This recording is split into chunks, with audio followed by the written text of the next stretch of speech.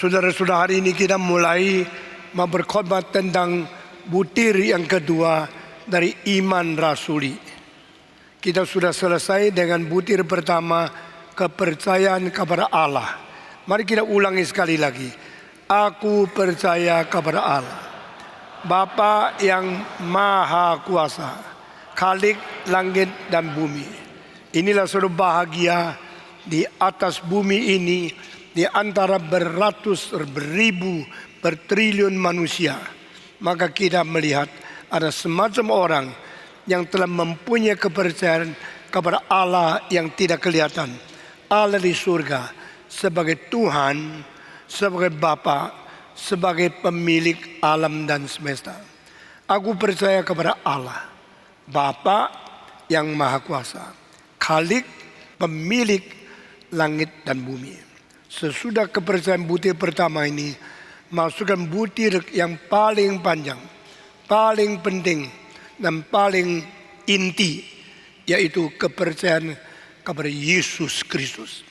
Butir yang kedua adalah butir yang paling limpah, paling kaya, karena ini mengenai Kristus, di mana perjanjian lama jadikan Kristus sebagai pusat, perjanjian baru jadikan Kristus sebagai berita. Iman, kepercayaan, dan pemberitaan orang Kristen berada di dalam diri Yesus Kristus. Tanpa Kristus tidak ada sasaran iman. Tanpa Kristus tidak ada intisari iman. Tanpa Kristus tidak ada kekuatan pelayanan. Kristus menjadi utama, Kristus menjadi permulaan, dan Kristus menjadi yang terakhir, menjadi yang menyempurnakan. Di dalam Kristus Allah bekerja segala sesuatu. Di dalam Kristus Allah mempersatukan kita sesuatu. Di dalam Kristus Allah menopang segala sesuatu yang sudah dicipta di dalam alam semesta. Perjanjian lama mengandung Kristus, perjanjian baru mewujudkan. Perjanjian lama memproyeksi ke depan tentang perjanjian baru, di mana Kristus sebagai juru selamat, sebagai Tuhan orang yang percaya. Inilah butir kedua. Aku percaya kepada Yesus Kristus, Tuhanku. I believe in the Lord Jesus Christ. Saudara-saudara, Yesus Kristus bukan dipercaya sebagai hanya seorang pencipta, tapi adalah seorang Tuhan. Aku percaya kepada Yesus, Tuhanku. I believe Him as my Lord, as my Master. Karena apakah Kristus diimani sebagai Tuhan? Bukankah ini salah satu manusia yang berada di sejarah? Tetapi kenapa manusia ini disebut sebagai Tuhan di dalam iman kepercayaan orang Kristen?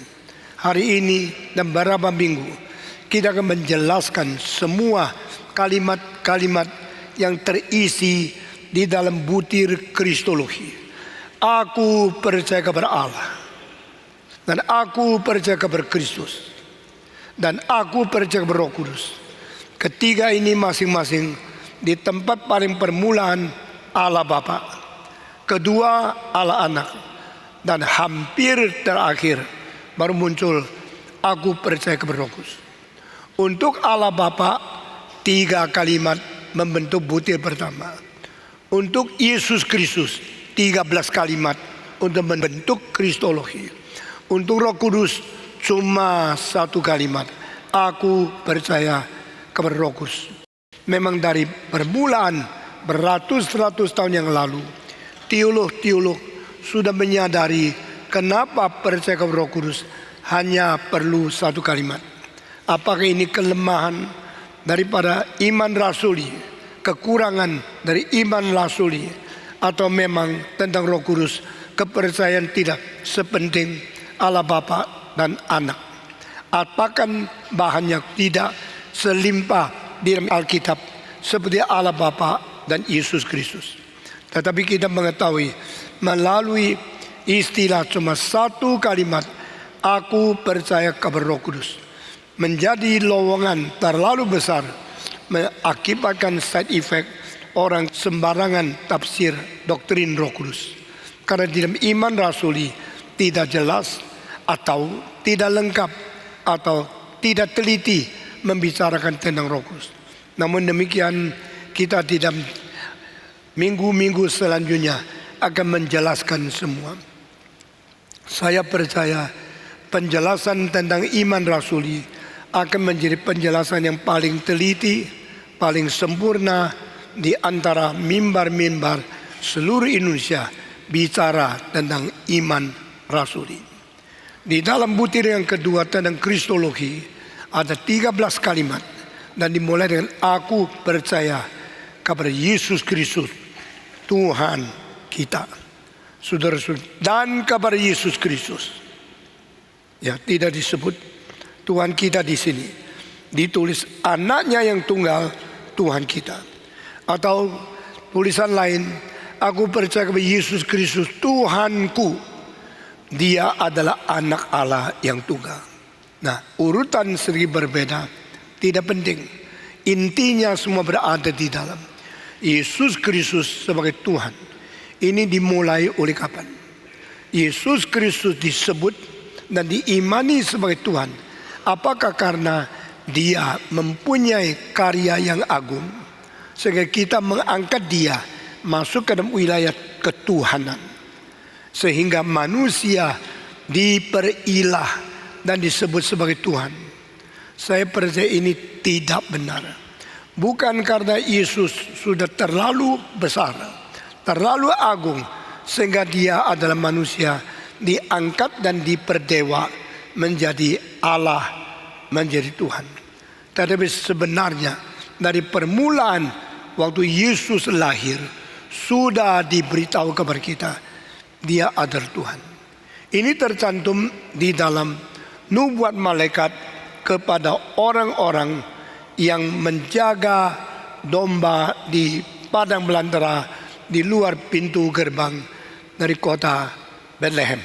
Saudara-saudara, kepada para penggembala malaikat berkata, hari ini aku memberitakan kepadamu satu berita sukacita yang bersangkut paut dengan segala bangsa. Jadi ini ada berita universal, berita global, berita untuk seluruh umat manusia bahwa hari ini telah dilahir seorang juru selamat bagimu, adalah Tuhan Kristus. Jadi istilah Yesus sebagai Tuhan bukan setelah Dia lahir, setelah Dia mati, setelah Dia selesai hidup, setelah menyembuhkan begitu banyak orang, lalu diperdewa, lalu disebut sebagai Tuhan. Yesus adalah Tuhan. Di dalam kekekalan sudah Tuhan. Di dalam sebelum lahir sudah Tuhan. Di dalam proklamasi hari ini telah dilahirkan bagimu seorang juru selamat, yaitu Tuhan Kristus. Sekaligus 3 nama dinyatakan kepada satu kelompok yang paling miskin di antara orang Yahudi, yaitu penggembala yang sampai malam suntuk harus jaga domba, yang sampai sudah malam tidak pulang ke rumah karena miskin, cari pekerjaan yang harus begitu mencurahkan tenaga baru mendapatkan uang menyambung hidup. Orang penggembala, tapi mereka justru adalah kelompok kecil pertama yang menerima berita dari surga melalui malaikat bahwa Yesus adalah Tuhan. I believe in Jesus Christ, my Lord, who is the only Son of God. Saudara-saudara, di dalam seluruh butir kedua tentang kristologi, kita melihat mempunyai keunikan yang lebih daripada semua butir-butir yang lain. Butir kedua adalah satu-satunya butir bicara tentang peristiwa yang terjadi di dalam sejarah.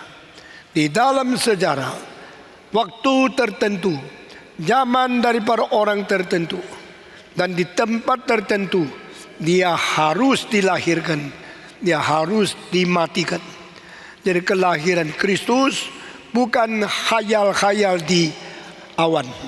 Kelahiran Yesus adalah nyata-nyata di dalam sejarah. Kelahiran Yesus bersangkut dengan manusia yang berada di dalam sejarah. Manusia yang pernah hidup di dalam sejarah. Dan ini adalah satu butir yang khusus mengenai tempat, mengenai waktu, sudah berada di dalam sejarah. Saudara, berbeda dengan semua yang lain. Kekristenan percaya kepada sesuatu yang wujud, sesuatu yang terjadi, sesuatu yang sungguh-sungguh peristiwanya pernah berada di dalam sejarah. Saudara-saudara, semua agama percaya kepada hal-hal yang khayal, hal-hal yang sangat jauh, lepas daripada yang hidup di dalam zaman, di dalam waktu, di dalam manusia yang berada di dunia. Maka mitos-mitos Greka terjadi kapan? Tidak tahu. Orang yang pernah ada tidak tahu. Jupiter, Hercules, lalu itu Prometheus, Mercury, Hermes. Ini orang-orang yang disebut dewa oleh orang-orang Greka di mitos mereka. Tidak pernah tahu hari lahirnya di mana, kapan, di kota mana, di provinsi apa, di negara apa. Tapi iman rasuli bukan seperti itu.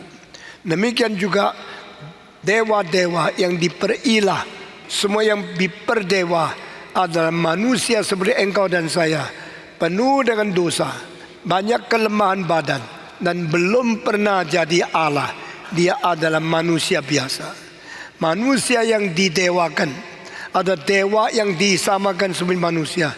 Semua itu adalah Allah omong kosong. Kalau dia adalah manusia, dia bukan Allah. Kalau dia adalah dewa di dalam kekosongan, tidak pernah menjadi manusia. Jadi dua-dua tidak ada relevansinya, tidak ada hubungannya dengan hidup manusia di dalam sejarah. Tetapi di dalam kekristenan lain sekali. Kristus adalah Allah yang menjadi manusia. Dia bukan Allah khayalan. Dia bukan Allah di dalam mitos. Dia adalah Allah yang mencipta langit dan bumi. Dan dia bukan manusia yang diperdewa. Dia adalah Allah yang jelma menjadi manusia. Itu sebab di dalam butir yang kedua ini, keistimewaan telah menjadi keistimewaan iman agama Kristen itu sendiri. Tanpa semua yang terjadi wujud di dalam waktu dan tempat, maka kekristenan tidak ada dasar. Apakah dasar daripada orang mitos-mitos Greka? Dasarnya tidak ada tempat, tidak ada zaman, tidak ada manusia bersangkut paut dengan dewa-dewa tersebut. Jupiter pernah lahir di dunia? Tidak. Jupiter pernah sungguh-sungguh ada mencipta? Tidak. Jupiter adalah khayalan orang Greka. Saudara-saudara, dengan demikian Ikarus, dengan demikian Hermes, atau yang disebut adalah Mercury, dan demikian yang disebut Prometheus, yang disebut itu Artemis, dan semua dewa-dewa yang begitu banyak adalah yang tidak real, yang tidak sungguh-sungguh berada. Itu adalah khayalan, itu adalah mitos yang kosong saja. Demikian juga semua yang diperdewa oleh manusia adalah manusia biasa yang belum pernah sungguh-sungguh mempunyai sifat dewa. Mereka sendiri tidak pernah menyebut mereka adalah Allah. Mereka juga tidak berhak diperilah menjadi objek sembah sujud. Mereka hanyalah manusia yang sungguh-sungguh berada, tapi bukan Allah. Dewa-dewa Greka adalah dewa-dewa yang tidak pernah sungguh-sungguh berada dan tidak pernah lahir menjadi manusia. Maka di dalam istilah Kristologi, di dalam kepercayaan orang Kristen, iman rasuli, butir yang kedua ini mempunyai keistimewaan, yaitu Allah jelma menjadi manusia. Pada Allah jelma menjadi manusia, ada tempatnya, ada waktunya, dan ada orang yang bersangkut paut dengannya. Inilah kelebihan kekristenan. Karena kekristenan tidak menanam iman kita pada angan-angan, khayal-khayal imajinasi yang kosong. Kita mempunyai iman yang ditujukan kepada satu pribadi yang pernah turun menjadi manusia, yang sungguh-sungguh berada di dalam sejarah. Ada tempatnya, ada waktunya, ada manusia yang bersangkut paut. Itu sebab disebut dia dilahir melalui kandungan yang digerakkan oleh Roh Kudus, lalu lahir di dalam rahim Ibu Maria, lalu menjadi manusia. Di sini zaman Maria, zaman abad pertama. Zaman Pilatus, zaman abad pertama. Sejarahnya jelas bertanggung jawab. Lahir di Bethlehem, tempatnya jelas bertanggung jawab. Dipaku di Yerusalem oleh sesuatu penghakiman daripada Pilatus.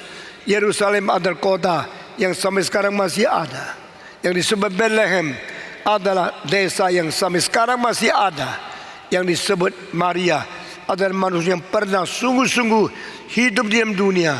Adalah Pilatus, seorang yang di dalam sejarah dibuktikan sebagai gubernur yang dikirim daripada kerajaan Romawi. Saudara, semua ini membicarakan kepada kita, Jesus is real, a real man, really born and really died in his life in the first century. Tempatnya, waktunya, orangnya, ini semua membuktikan kepercayaan kita bukan kepada sesuatu Allah yang tidak kelihatan, yang tidak tahu siapa, bukan kepada dewa yang tidak kelihatan dan tidak pernah ada hubungan dengan manusia. Kita bukan percaya kepada manusia yang belum pernah adalah Allah, juga tidak percaya kepada Allah yang tidak ada, yang belum pernah menjadi manusia. Kita percaya kepada Allah yang pernah menjadi manusia, pernah sendiri turun ke dalam dunia, sendiri mengunjungi umat manusia, dan sendiri datang menjadi manusia karena cinta kepada kita. Saudara-saudara sekalian, di dalam kalimat-kalimat ini dimulai dengan aku percaya kepada Tuhanku, yaitu Yesus Kristus. Aku percaya kepada Yesus Kristus, Anak Allah yang tunggal. Dia adalah Tuhan kita. Jadi di sini Tuhan Yesus Kristus. Inilah butir yang kedua, butir yang paling penting. Kita bersyukur kepada Tuhan. Di dalam sejarah, Allah yang mencipta alam semesta bukan Allah teisme yang membiarkan mati hidup sendiri, membiarkan dunia ini berputar menurut hukum alam dan kekuatan yang sudah disediakan di dalam diri alam itu sendiri. Sampai kekuatan sudah habis, dunia berhenti beredar dan manusia kiamat, tidak ada sejarah lagi. Itu bukan iman orang Kristen. Iman orang Kristen adalah Allah menciptakan dunia, dan Allah yang sudah mencipta dunia, Dia tidak membiarkan dunia hidup mati sendiri. Dia mempeluri, Dia menopang, Dia memelihara, dan akhirnya Dia datang ke dunia mengunjungi umat yang dicipta dan dicintai oleh Dia sendiri. Aku percaya kepada Tuhan Yesus Kristus. Dan saudara-saudara, menyebut Yesus sebagai Tuhan, ini adalah hal yang sebenarnya tidak boleh dilakukan oleh orang-orang yang berada di dalam kerajaan Romawi. Karena kerajaan Romawi menetapkan dengan satu konstitusi, Kaisar adalah pemilik setiap warga negara. Kaisar adalah betul-betul Tuhan dari semua penduduk. Itu sebab entah berapa banyak raja, berapa banyak kerajaan, setelah dikalahkan oleh kerajaan Romawi, wilayah itu digabungkan ke dalam kerajaan Romawi, dan seluruh manusia menjadi otomatis milik Kaisar. Karena otomatis milik Kaisar, maka tidak ada satu orang boleh tidak menyebut Kaisar sebagai Tuhan. Jikalau ada orang yang tidak mau mengaku Kaisar sebagai Tuhan, maka dia telah menjadi illegal. Dia menjadi melawan pemberontak kerajaan Romawi, dan dia harus ditangkap, divonis, dan akhirnya dipenggal kepalanya. Ini satu perintah yang keras dan dilaksanakan dengan sangat tegas oleh kerajaan Romawi. Itu sebab pada waktu orang dulu percaya kepada Allah dan tidak menyebut manusia sebagai Tuhannya, apalagi bangsa yang tidak menjadi budak, tidak ada Tuhannya, maka orang Israel tidak mau memanggil Kaisar sebagai Tuhan. Orang Israel tidak mau menyerahkan diri sebagai budak daripada Kaisar. Itulah sebab orang yang tidak mau memanggil Kaisar sebagai Tuhan harus dipenggal kepala. Dengan demikian orang Israel yang mungkin mendapatkan sesuatu penjagalan atau sesuatu pembunuhan, itu akan berlimpah-limpah berjuta-juta manusia. Itu sebab menjadi kepala pusing bagi kerajaan Romawi menguasai seluruh bangsa namanya Israel. Ini adalah paling sulit dikuasai, paling sulit diperintah, paling sulit dimiliki di dalam seluruh kerajaan Romawi yang berpuluh-puluh negara sudah ditaklukkan oleh tangan besi dari orang Romawi itu. Di antara semua wilayah Romawi yang paling sulit dikuasai adalah kota Yerusalem. Karena orang-orang Yahudi tidak mendengar Kaisar, mereka dengar kepada alim ulama mereka, mendengar kepada semua yang menjadi adalah imam-imam mereka. Apalagi kepala imam menjadi pemimpin rohani seluruh Bani Israel. Sama seperti banyak orang taat kepada orang-orang yang menguasai mereka, dan mereka sulit berubah konsep. Demikian orang Yahudi, mereka sulit berubah konsep, mereka begitu sulit berubah agama. Mereka tahunya Yehova is my Lord, He is the Lord and the Master of heaven and earth, and I am His people. Besides Him there's no God, besides Him there's no Lord. Di luar Allah tidak ada Allah, di luar Allah tidak ada Tuhan. Maka orang Israel sudah mengaku Yehova sebagai Tuhan, mereka tidak mau lagi panggil Kaisar sebagai Tuhan. Itulah sebabnya seluruh Israel mungkin dibunuh, dialirkan darahnya menjadi sungai warna merah untuk membasahi seluruh tanah. Tapi Romawi tetap mempunyai kesulitan ini. Mereka berapat, mereka berpikir bagaimana baru bisa menyelesaikan masalah yang sulit ini.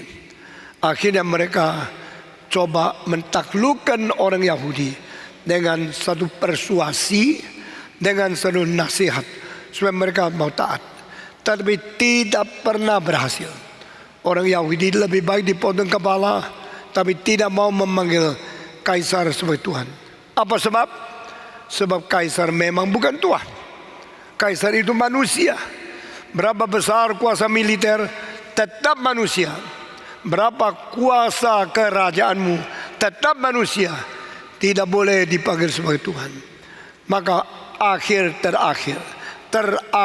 terakhir orang Romawi takluk, dan Romawi membuat sesuatu sistem, yaitu di dalam kerajaan Romawi ada daerah-daerah yang harus panggil Kaisar sebagai Tuhan. Tapi ada daerah Yahudi yang diizinkan tidak usah panggil Kaisar Tuhan, karena mereka sudah mempunyai Yehova yang disebut sebagai Tuhan. Itu namanya satu negara dua sistem. 2000 tahun yang kemudian, satu negara dua sistem telah diadopsi, dikopi oleh China, oleh Deng Xiaoping. Deng Xiaoping mengatakan daratan Cina adalah menyembah, berbakti dan menyetujui komunisme. Tapi Taiwan, Hong Kong boleh mempunyai sistem demokrasi yang berbeda dengan sistem Beijing. Itu satu negara, dua sistem.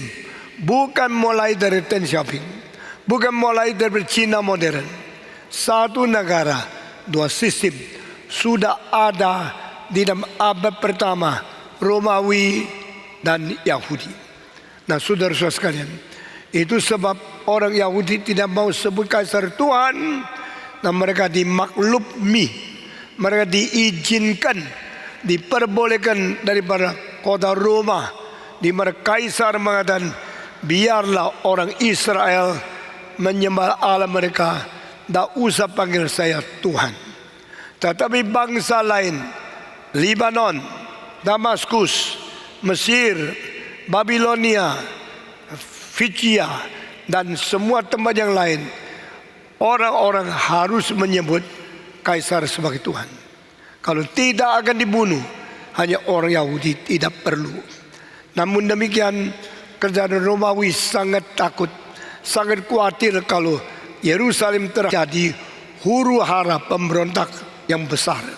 Itu sebab diperintahkan puluhan ribu serdadu harus mengelilingi kota Yerusalem.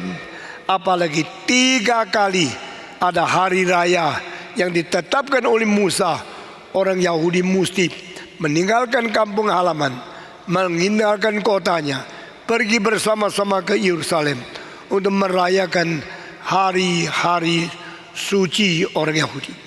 Saudara-saudara, itulah sebabnya ratusan ribu orang dari setiap kota desa sudah datang ke Yerusalem. Mereka mengadakan upacara agama. Ketakutan rakyat banyak bisa berontak, maka setiap kali hari raya puluhan ribu tentara Romawi dikirim dari Italia sampai di tempat Yerusalem untuk mengerubungi, untuk mengelilingi kota Yerusalem. Dan kalau ada huru hara, langsung dipanah, langsung dibunuh. Dengan demikian menjaga keamanan daripada masyarakat. Nah, saudara-saudara sekalian, itu sebab orang Yahudi hanya menyebut Allah itu Tuhan dan tidak mau menyebut kaisar itu Tuhan. Tetapi terjadi satu perubahan yang besar setelah Yesus dilahirkan, besar, memberikan penyembuhan, memberikan pengajaran di seluruh tanah Yudea orang Israel. Sesudah itu orang-orang mulai menyebut Yesus sebagai Tuhan. Pada waktu mereka menyebut Yesus sebagai Tuhan, ini menjadi suatu pemberontakan yang konkret, menjadi sesuatu bahaya yang besar, mengancam kerajaan Romawi. Karena dulu semua sebut kaisar Tuhan, sekarang engkau kenapa menyebut Yesus Tuhan? Yesus bukan Yehova. Yesus adalah manusia yang dilahirkan di dalam kota Betlehem. Dia bukan Allah yang mencipta langit dan bumi. Dia adalah manusia saja. Mengapa engkau menyebut dia sebagai Tuhan? Orang Kristen tidak peduli. Pokoknya Yesus Tuhanku. Dia telah mati dan bangkit dari orang mati. Aku percaya dia adalah Tuhanku. Itulah sebabnya orang Romawi mulai menganiaya orang Kristen. Menganiaya orang Kristen karena orang Kristen menyebut Yesus Tuhan. Bukan cara menyebut Yesus guru, bukan cara menyebut Yesus juru selamat. Menyebut Yesus Tuhan, adalah Allah. Ini yang bikin kacau, bikin pusing tentara Romawi. Jadi kami mau bagaimana? Kami mau membunuh, katanya orang Yahudi jangan boleh dibunuh. Atau tidak membunuh. Kalau tidak membunuh, berarti ada satu orang namanya Tuhan, yaitu Yesus, menyaingi kaisar di Romawi. Jadi kepusingan ini dibawa kembali untuk berunding lagi. Dan akhirnya terjadi 10 kali penganiayaan yang besar kepada orang-orang yang percaya Yesus sebagai Tuhan. Saudara-saudara, sekarang di Indonesia kita percaya Yesus sebagai Tuhan, tidak ada kesulitan. Kecuali ekstremis. Orang Kristen tidak boleh menyebut Allah sebagai Tuhan. Sebab orang Kristen tidak mengetahui Allah yang esa. Maka orang Kristen dianggap politeisme. Orang Kristen dianggap mempunyai Allah yang banyak. Ada Bapa, ada Anak, ada Roh Kudus. Maka sama seperti orang Romawi tidak mengizinkan orang menyebut orang sebagai Tuhan. Maka Yesus disebut Tuhan. Dia manusiakah atau dia Allah? Orang Kristen mengatakan dia adalah Allah yang pernah menjadi manusia. Ini satu butir yang tidak gampang dipercaya, diterima oleh orang-orang yang disebut Romawi. Saudara-saudara sekalian, maka di sini kita melihat sepanjang sejarah percaya kepada Yesus dibagi menjadi dua aliran. Aliran pertama, percaya Yesus adalah Tuhan dan Juru Selamat. Aliran kedua, percaya Yesus adalah teladan dan guru. Nah, orang-orang sepanjang sejarah yang pikir sendiri intelektual, yang selalu pakai cara segala sesuatu cara rasional, mereka tidak menerima Yesus sebagai Tuhan dan Juru Selamat. Mereka hanya menerima Yesus sebagai guru dan teladan yang baik. Saudara-saudara, orang Injili percaya Yesus Tuhan. Orang liberal percaya Yesus teladan. Orang Injili menerima keselamatan Yesus. Orang karismatik menerima berkat Tuhan, kekayaan dari Tuhan. Sehingga timbullah perpecahan antara kepercayaan kepada Kristus dengan kelompok-kelompok yang berbeda. Saya bagikan paling sedikit tiga yang paling besar. Yang pertama, Yesus Tuhan dan Juru Selamat. Kedua, Yesus guru dan teladan yang baik. Ketiga, Yesus adalah pemberi berkat dan Santa Claus. Dia memberikan kekayaan, kesuksesan, kelancaran, kesehatan, kemakmuran kepada engkau, anakmu, usahamu, perdagangmu, dan segala kekayaanmu. Nah, ini yang sudah merusak kekristenan. Tetapi orang Injili, baik di Indonesia maupun di seluruh dunia, masih banyak yang percaya Yesus adalah Tuhan. Yesus adalah Juru Selamat. Nah, saudara-saudara sekalian, tadi kita mengatakan dia menjadi Juru Selamat karena dia datang ke dunia untuk menyelamatkan kita. Kalau demikian, Yesus tadinya di mana? Dia berada di pangkuan Bapa. Dia adalah anak Allah yang tunggal.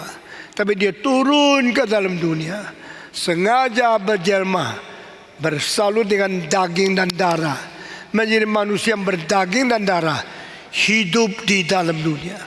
Itu namanya Yesus. Saudara, istilah Yesus itu berarti sama dengan bahasa Ibrani Joshua.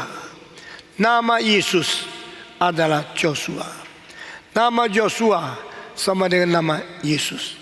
Waktu pakai bahasa Ibrani namanya Joshua. Pakai bahasa Greka namanya Yesus. Pakai bahasa Inggris Jesus. Bahasa Greka adalah Yesu. Bahasa Mandarin Yesu. Bahasa Indonesia Yesus.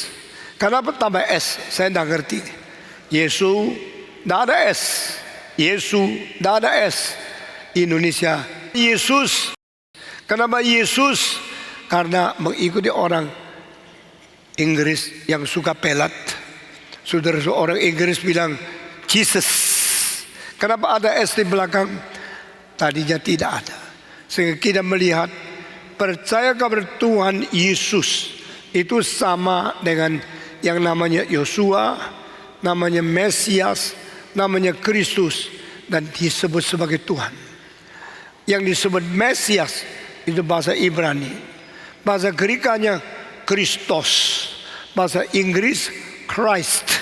Sekali lagi, Inggris paling pelat. Kristos jadi Christ. Coba lihat, beda sekali bukan? Lalu di bahasa Indonesia jadi Kristus.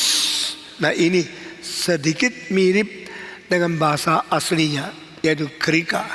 Tapi saudara-saudara, sedangkan Yesus, Yesua, Joshua, Misaya, ini semua adalah dua istilah. Yang disebut Kristus yaitu yang diurapi, the anointed one. Istilah yang diurapi itu hanya cocok untuk tiga macam orang, yaitu nabi, imam, dan raja. Dalam Alkitab, semua raja harus ditabiskan, semua imam harus diurapi, semua nabi diurapi langsung oleh Tuhan dengan Roh Kudus. Tapi hanya satu kasus diurapi oleh Elias melalui nubuat dari Samuel. Kamu pergi memberikan urapan kepada Elisha sehingga dia akan menjadi penerus daripada kamu. Sehingga kita melihat ini 3 jabatan: nabi, imam, raja, semua. Inilah 3 jabatan yang diberikan Allah kepada sang anaknya dan kirim dia ke dunia menjadi imam di tengah-tengah Allah dan manusia, menjadi raja mewakili Allah mengalami satu pemerintahan seluruh dunia, dan menjadi nabi mewakili Tuhan membicarakan firman Tuhan. Yesus adalah nabi, adalah imam, adalah raja, maka dia disebut Kristus. Aku percaya kepada Yesus Kristus. Yesus nama manusianya, Kristus nama jabatannya, dan hakikatnya dia adalah Allah yang jelma menjadi manusia. Jadi God became man. God put on flesh, with flesh and with blood. Dia bersalut dengan daging dan darah. Allah mempergunakan daging dan darah datang ke dunia menjadi manusia. Aku percaya kepada Yesus Kristus, anak Allah yang tunggal, Tuhan kita. Hari ini saya membalikkan dari Tuhan bicara, lalu dari Kristus, dari Yesus. Yesus adalah Kristus, Kristus adalah Yesus, Yesus Kristus adalah Tuhan. Tuhan kita yang jelma menjadi manusia adalah Yesus Kristus. Sehingga ketiga istilah ini, Tuhan, Yesus, Kristus, ini sama dari satu pribadi, yaitu Tuhan yang kita percaya sebagai juru selamat. Kita bersyukur kepada Tuhan. Yesus pernah turun ke dalam dunia. Yesus pernah turun menjadi manusia. Dari Allah jelma menjadi manusia, yang tidak kelihatan masuk ke dalam dunia kelihatan, yang tidak terbatas rela di batas, yang mutlak mengunjungi dunia relatif, dan dia sungguh-sungguh datang. Waktu Yesus datang ke dalam dunia, Tuhan pinjam rahim daripada seorang masih muda sekali, anak remaja namanya Maria. Saudara-saudara, Maria adalah orang yang langsung menerima wahyu dari Tuhan, langsung menerima naungan dari Roh Kudus, satu-satunya di dalam dunia. Sejarah tidak pernah ada orang kedua di dalam umat manusia sejak Adam dicipta sampai sekarang. Tidak pernah ada orang kedua yang menerima naungan dari Roh Kudus. Dan dia waktu menerima naungan Roh Kudus, Roh Kudus berkata, yang kau akan mengandungi itu adalah anak Allah di tempat yang maha tinggi. Dia adalah Kristus, Sang Kudus dari Allah yang dikirim ke dalam dunia ini.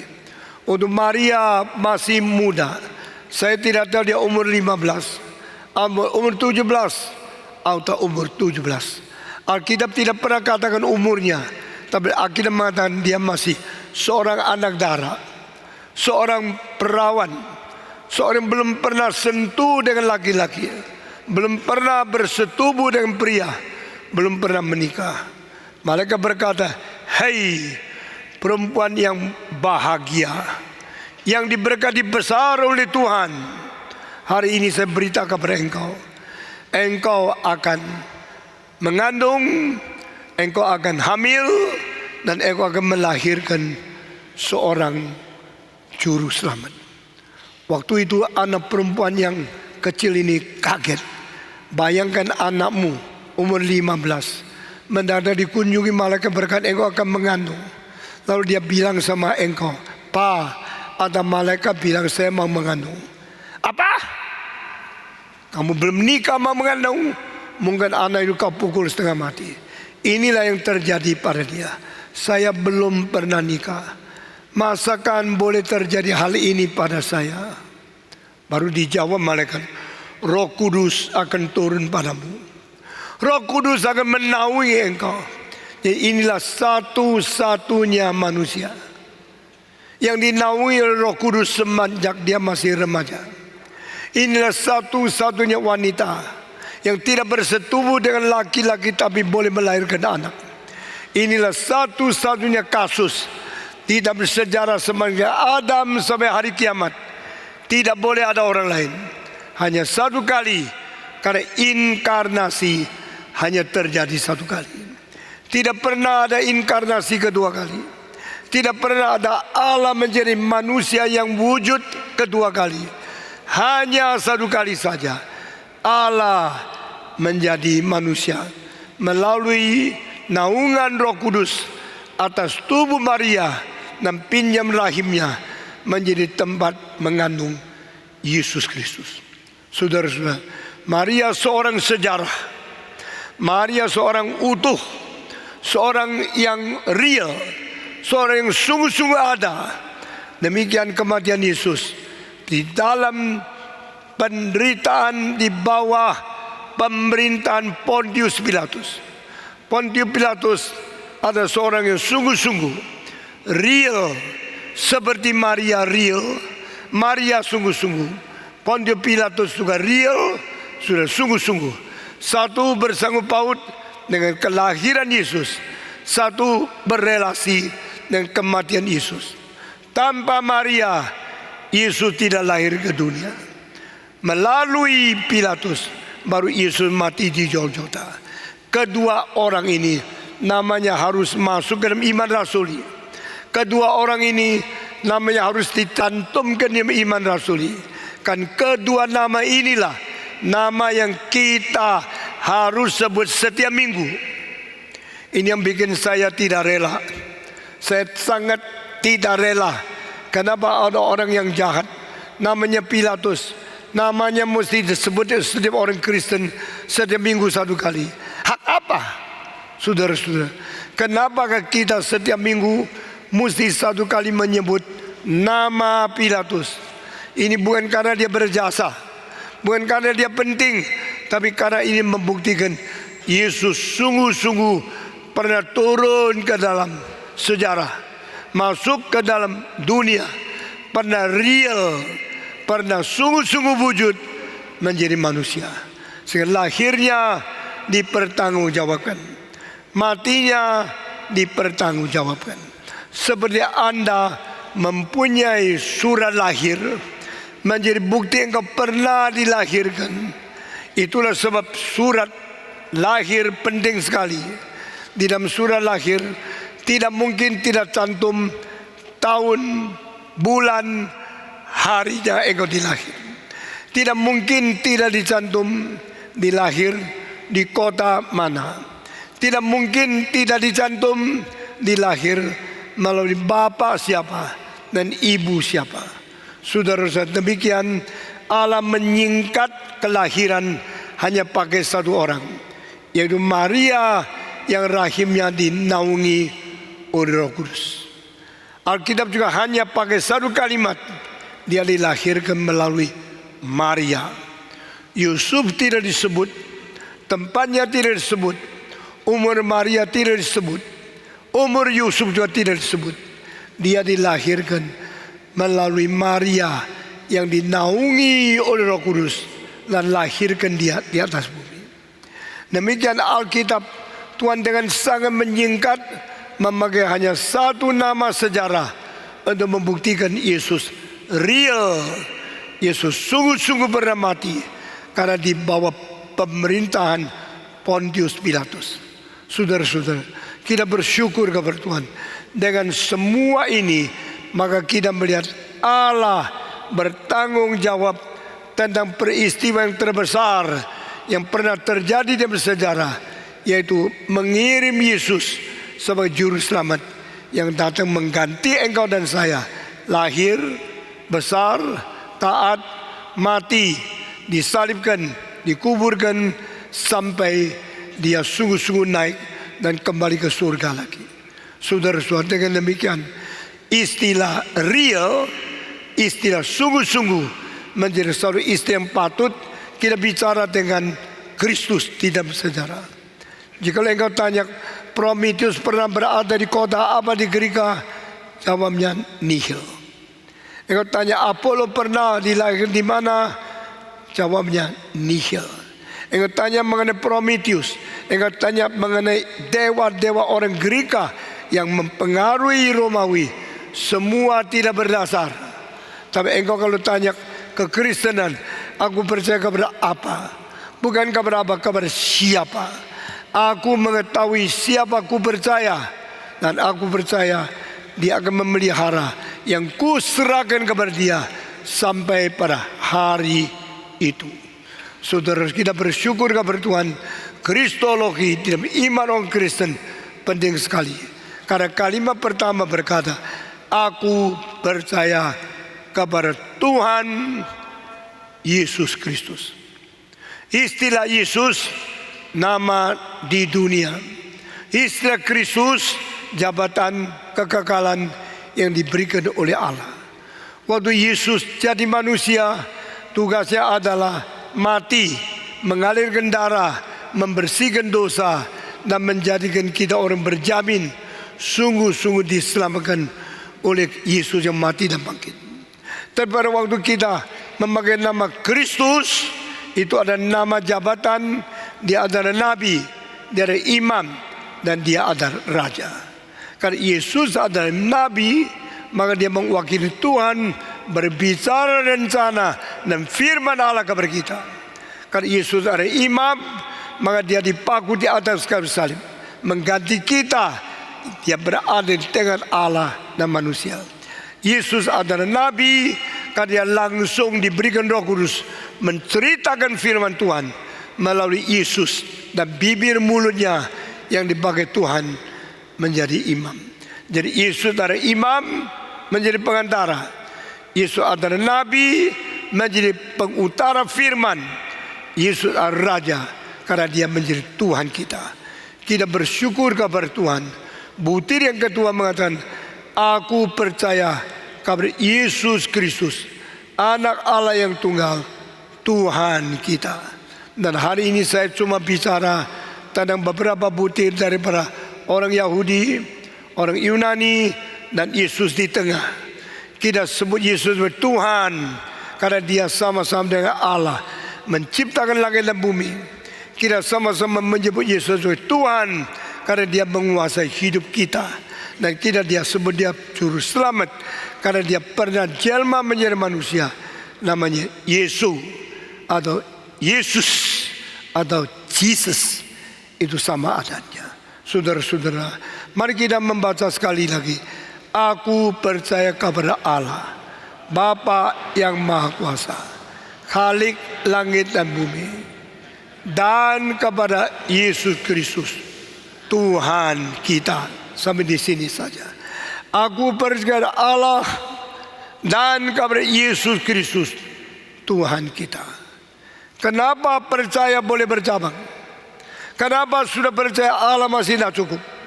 Masih percaya Yesus. Bukan Allah Tritunggal.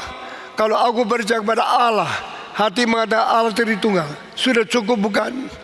Tapi Tuhan mau mengatakan kita harus berani mengaku kepercayaan kita kepada orang yang belum Kristen, sehingga masukkan kalimat ini, aku percaya kepada Allah Bapa yang Maha Kuasa, Khalik langit dan bumi, dan kepada Yesus Kristus adalah Allah yang jelma menjadi manusia.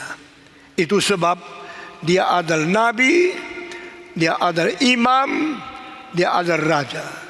Dia adalah nabi, Dia memberitakan firman kepada kita. Dia adalah imam, Dia berdiri dengan Allah dan manusia, mewakili Allah memberikan anugerah, mewakili manusia menaikkan doa kepada Dia. Dia adalah Allah, Dia adalah manusia. Jadi Yesus Kristus, kita sebut Dia sebagai Yesus, itu nama manusianya. Kita sebab Dia sebagai Kristus, itu nama jabatannya, yaitu Ilah, yaitu nabi, imam, dan juga ada raja. Tapi di sini dikatakan, aku percaya kepada Yesus Kristus. Sambung satu kalimat lagi, Tuhan kita. Jadi di dalam peribahasa Tionghoa, Kiman Rasuli diterjemahkan dengan demikian, aku percaya pada Allah Bapa yang Maha Kuasa, pencipta dan penguasa alam semesta. Lebih lengkap. Dan butir kedua, bahasa Inggris, I believe in Jesus Christ. He is the Son of God. He was born through the Virgin Mary. Aku percaya pada Yesus Kristus, Tuhan kita. Bahasa Mandarin, aku percaya kepada Tuhan kita, Yesus Kristus. Baru ditulis, yang dilahirkan melalui anak darah Maria dan yang dinaungi oleh Roh Kudus. Saudara sekalian, kita percaya kepada Tuhan, Yesus adalah Tuhan. Baru hidup kita tenang karena ada supplier, ada yang memberikan, mencukupi kita dengan segala kekuatan dari atas. Kita percaya kepada Yesus adalah Tuhan karena melalui Dia punya pendarahan di atas kayu salib, kematian dan dikuburkan, agar Dia betul-betul bangkit pula, membuktikan Dia adalah anak Allah. Kita menyatakan dua butir ini, butir pertama 3 kalimat, butir kedua hanya 2 kalimat saja yang disebut. Aku percaya kepada Allah, Bapa yang Maha Kuasa, Khalik langit dan bumi. Aku percaya kepada Yesus Kristus, Anak Allah yang tunggal, Tuhan kita. Saya mau tanya, adakah Yesus Tuhanmu yang kau imani hanya melalui kognitif, melalui pikiran, atau melalui hati yang takluk kepada Dia, menjadikan Dia Tuhanmu, menjadi Dia pemilikmu, menjadikan Dia penguasa hidup dan kehidupanmu. Mari kita berdoa. Bapa di dalam surga, kami berterima kasih untuk sekali lagi mendengarkan tentang kristologi yang Tuhan akan menyatakan kepada kami selama berbulan-bulan di sini. Kami boleh mengerti dengan sesungguh siapa yang aku percaya, siapa yang kami harus sungguh-sungguh menyatakan diri untuk beriman kepadanya. Kiranya Yesus sebagai Tuhan, Tuhan berikan akar yang kuat di hati kami, sehingga kami tidak lagi menyeleweng, tidak lagi melupakan, tidak lagi mengabaikan Kristus. Karena Dia adalah Yesus, adalah Tuhan kami. Dengar doa kami. Kami panjatkan semua ini demi nama Yesus Kristus, penebus dan juru selamat kami yang hidup. Kami sudah berdoa. Amin.